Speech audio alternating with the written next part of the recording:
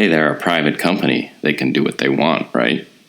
Antifa throws a fit when Teespring decides to ban all their merchandise. So Teespring is a popular drop shipping service for t-shirts and other merchandise and has banned all Antifa-related merchandise. You can see this shirt here. The company owner wrote on Twitter, "Teespring is not a fascist company. Due to the recent increase of violent Antifa content, we have removed all Antifa-related listings until we are able to review the intent behind the designs." Seems reasonable. And you can see Antifa International complaining, "Teespring just shut down our t-shirt fundraiser. Why? Because our shirts contain the word Antifa." Yeah, a organization which has been branded as being domestic terrorists. Antifa International, that has over 28,000 followers, said if Teespring doesn't want anti-fascists to use their platform, they should be honest about their reasons. Not doing so leads one to speculate about what side they're on in the fight against bigotry, fascism, and hatred, the Antifa account wrote.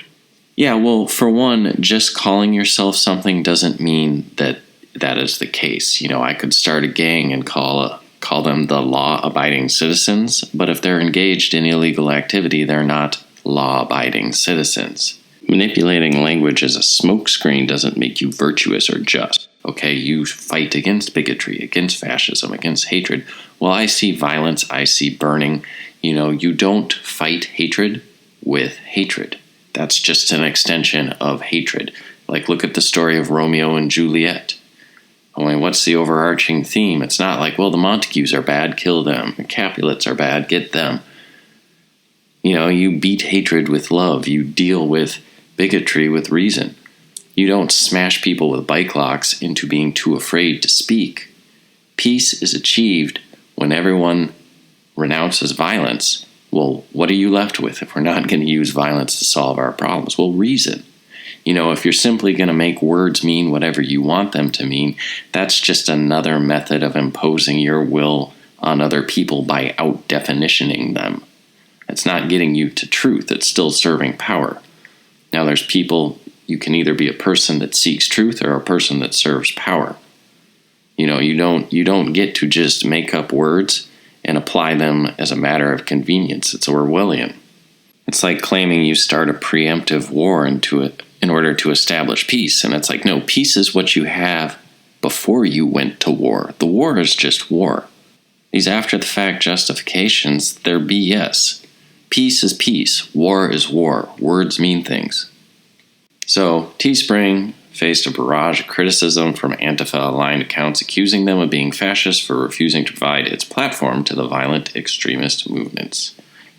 Antifa International went on to write, "It's 2020. Well, thanks for the update, guys. If your company has to publicly state, quote, 'We're not a fascist company, we've just removed anything that says Antifa on it,' while continuing to sell stuff that supports fascist groups, you're not really convincing anyone of your non-fascist credentials, and that's nothing more than proof by assertion. You are just giving yourself, you're winning the argument by the labels and definitions you apply. Calling yourselves anti-fascist doesn't mean that you're saving the world from World War II. You're not time travelers, you're not heroes, you're LARPers. And calling your opponents fascist doesn't mean that they are. That's a very specific word with a specific definition that you can't simply apply and say, well, I win that argument. Wash your hands of that. It's the way children debate." And I like the author here ends, "Perhaps it's time for the communists to seize the means of production and take their protest to Teespring's headquarters. It would take less work than establishing their own printing press, surely. Yeah, make your own shirts." But I thought it was interesting that a company like Teespring would be willing to take this first step. And what this is showing you, and I've talked about this a lot, this is the nationalism rising concept, is people are getting fed up with the left. It's losing its cool factor very fast. It's running out of this cultural and political capital. So a quick overview of this thesis I've simplified the political compass. It's now so simple a millennial can understand it. I've replaced historical figures, because they don't teach history anymore, with fictional figures, so you can see the conundrums with each quadrant.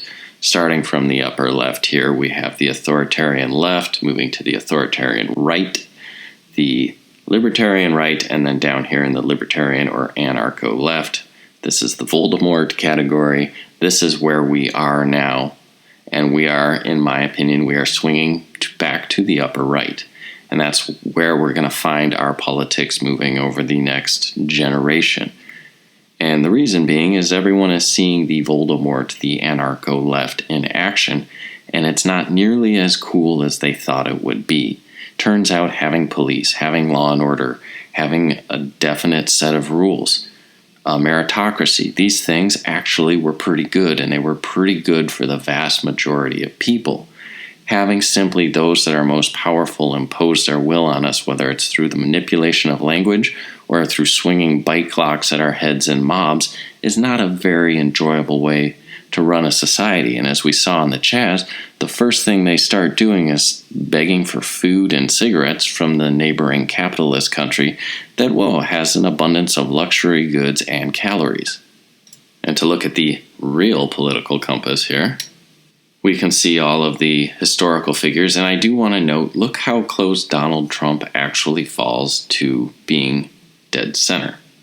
Now, I would quibble with the makers of this compass. They really aren't that knowledgeable. They're not that smart of guys. But this is a decent working tool. Donald Trump is here. He's a little high on the authoritarian scale, don't you think? We've seen nothing to accept that assumption. He's scaling back our wars. He's trying to pull troops out of Germany. He's trying to pull troops out of Iraq and Afghanistan. And he gets pushback from all the career politicians, left and right, when he tries to do that. So really, an accurate placing of Donald Trump is really pretty much dead center. He's a pretty centrist guy. But what it represents is a swing away from the lower left here, the Bernie Sanders kind of quadrant, the Jeremy Corbyns, Jill Stein even. And we're moving back towards that upper right, and what Donald Trump represents is a changing of the tide. The tide has been all the way out, and it's starting to come in again. And it's not Donald Trump that is causing them to freak out. It's who comes after Donald Trump. And really probably more the 2030s, you're going to begin seeing an authoritarian right with powers and political goodwill like we couldn't imagine today.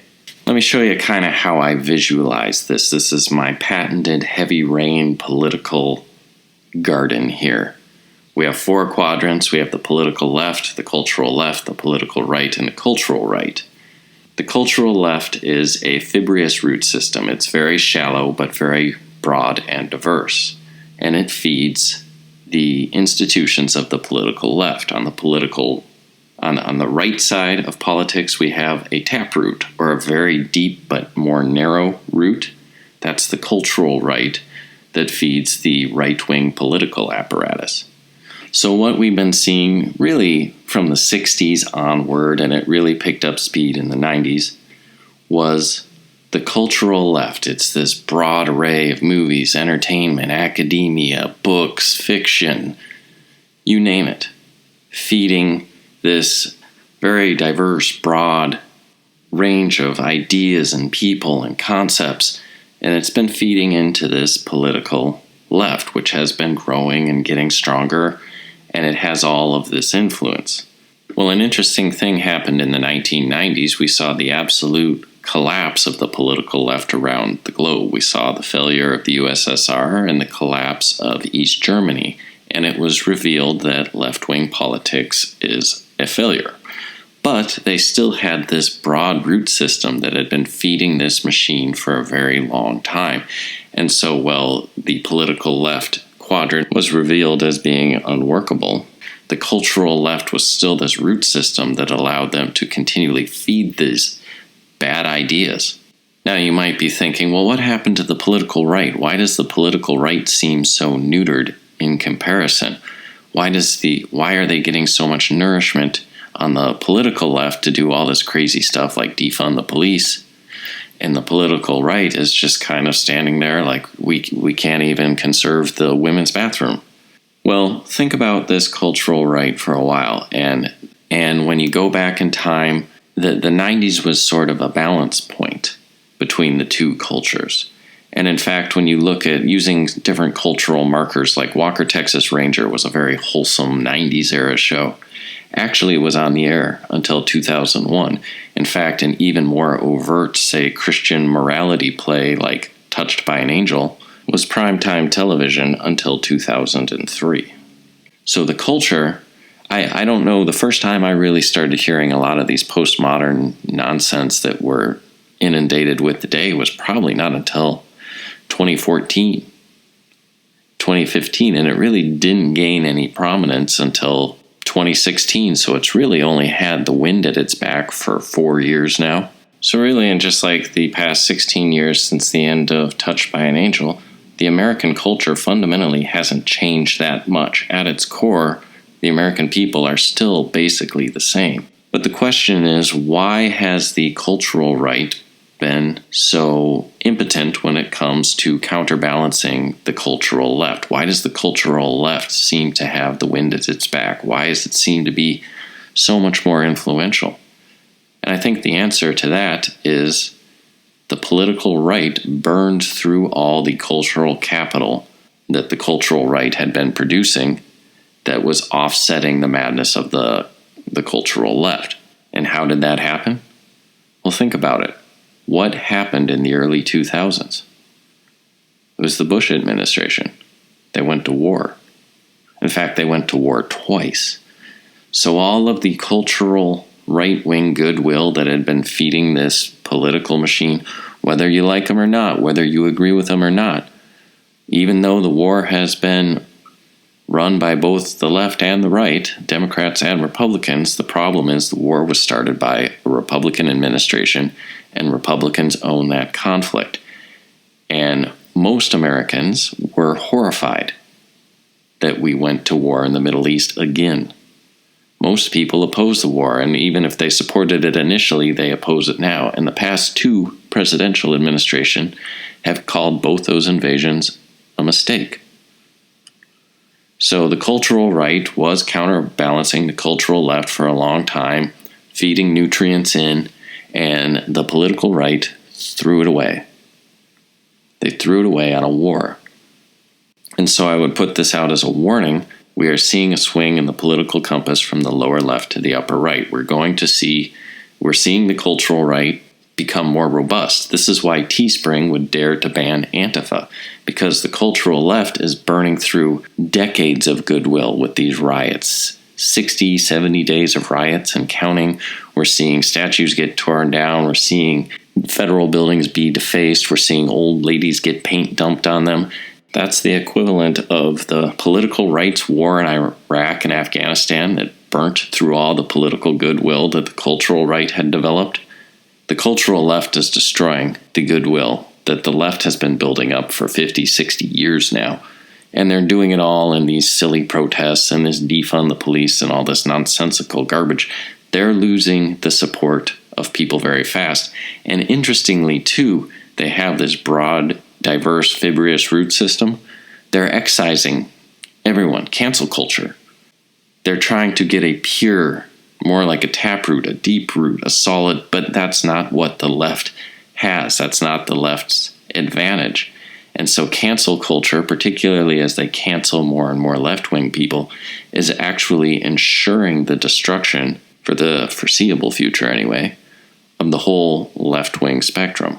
You can't feed the plant of the political left with a narrow root, a narrow culture, a homogeneous culture, because that's not how the cultural left is made up. That's not the root system that feeds the political left. They need shallow, superficial, youthful, fibrous roots. It's the right that has the deep roots. And it's one of the reasons the right has been able to endure for so long. Look at the USSR.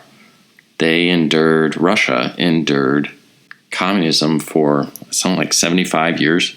For 75 years, Russia was in the upper left quadrant of the political compass. Russia was officially an atheist country.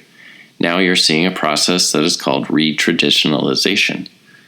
And that retraditionalization is because the cultural right's roots run deep. Christianity runs deep.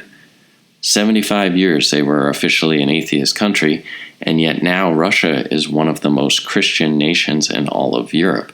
You can see even Vladimir Putin, he's doing these big public worships. Russia is an ascendant Christian power. And so that's another thing you're going to see is a retraditionalization of America, because we've seen the Voldemort quadrant and people are sick of it. It's gross. There's no utopia there. It's just this will to power. It's like, well, we can't win the argument. The political left has failed all across the globe, so we're just going to change the meaning of words and impose our will on you that way, and people aren't having it. And Marxist ideals are far less entrenched in America today than they ever were in communist Russia or East Germany. And yes, I have gotten all this from looking at a simple move by a company, Teespring, resisting the cultural left. Because you would think, Teespring, kind of hip, younger crowd, you would think that they fall in this broad fibrous root system. And they'd say, oh, we'll sell Antifa, we'll sell a hammer and sickle, we'll sell whatever, we're kind of cool, man. And the fact that they're rejecting Antifa means Antifa and the cultural left have lost the goodwill. They've lost the political capital that is going to be necessary to feed the political left. And so as a result of winding down the wars and hopefully not causing any more, the cultural right can again begin to feed the political right. And that's why you're seeing the pendulum swing back. So I hope you found this interesting. I think it's a very useful way to think about it. And just a word to the wise, when the political right once again finds the wind in its sails, don't go out and start another war. That's what imbalanced this whole structure to begin with. Don't go out and start more war.